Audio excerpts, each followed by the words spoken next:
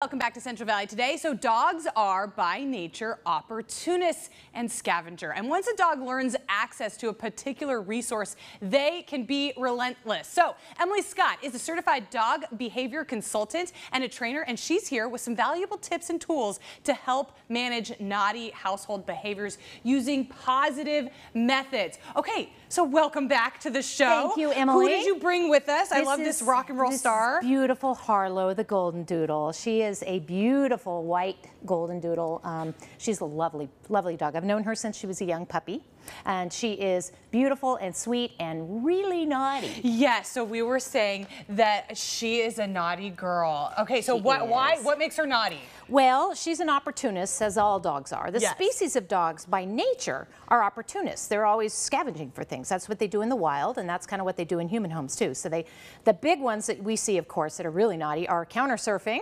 Yes. Yeah, most young dogs, once they learn that, that becomes a really fun thing to do. Another big one is sock stealing. Yes. So stealing different types of items and running through the house with them. Another big one is door bolting. What's that? That is where they escape out the front door, take off, and go cruise the neighborhood. Yes. And then the last one that can be really frustrating is digging. So digging in the yard. So all of those are kind of the main ones that people get frustrated with. Okay, so what do we do to positively train our dogs to not do those naughty things? Yes, so first step, manage it. Okay. You got to manage the environment. If you let them practice it, they're addicts. They're going to keep doing it, right? Yes. So we need them to understand that you don't have access to those areas that you want to get to. So in my house, I have lots of X-pens, I have lots of baby gates, and I just block access to those areas where they want to get in trouble, right? So for counter surfing, I'm going to clean that counter of anything that they might find interesting. Okay. Anything that needs to be on the counter, I put inside a basket. Yes. So there's no visual of the item. Yeah. So even if it's up there, they can't really see it because it's blocked by the box. And then I might even do a third layer if they're really bad, which is what we have in her house. We have a baby gate to the kitchen. So she can't even get into the kitchen unless we're in there to do training. Okay, now are these tactics, these training aids that we're implementing, will we have to use those forever? Not always. Okay. It depends on the addict, right? If they kind of give up over time and say, well, that wasn't any fun, then we're okay. So case in point, door bolting. My favorite strategy to not have that happen is to have a secondary pen outside the front door. Right. So if they get out, they can't go anywhere. And so why bother if they never get to do it? Right. So just having that there, and very often over time, 6 months, a year, the dog just forgets about it, and then you can remove that barrier. Yeah, and this is a much different strategy than punishment. Right. So a lot of trainers are going to immediately go to the shock collars. The dog jumps, zap. Yeah. Okay. Or the hard leash corrections, or you run in there and you yell at them. Yeah. Which certainly could be effective, but suppressing the behavior when you're there isn't necessarily fixing the behavior. Right. So when we look at doing modification skills, for example, for counter surfing,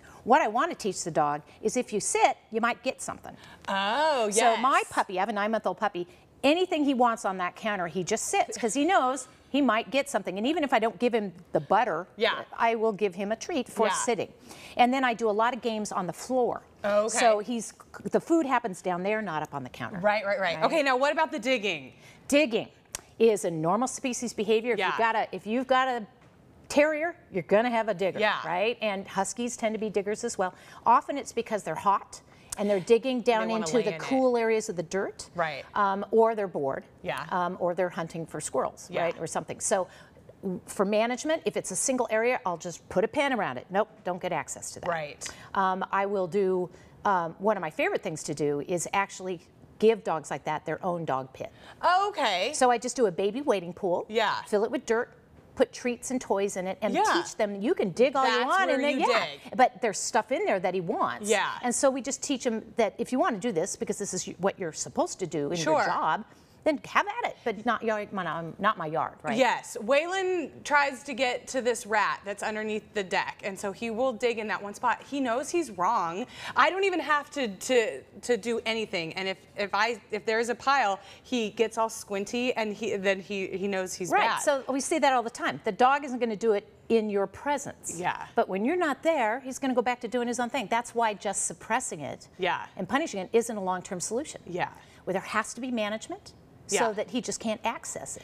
Yes, and that's a much different philosophy of training your dog. It's easier. Because, and what I've heard, yeah, much easier. And what I've heard is that, you know, they're very smart, but sort of they're not enlightened humans. And so we have to really be proactive about taking things away that they want and taking things away that they shouldn't have. Right, and with sock stealing, it's all the same stuff. It's like, you know what, socks aren't a big deal. Yeah. And I see a lot of dogs who purposely steal because they know they'll get the chase game. Yes. So I teach my clients, your dog grabs the sock, go into the bedroom and shut the door.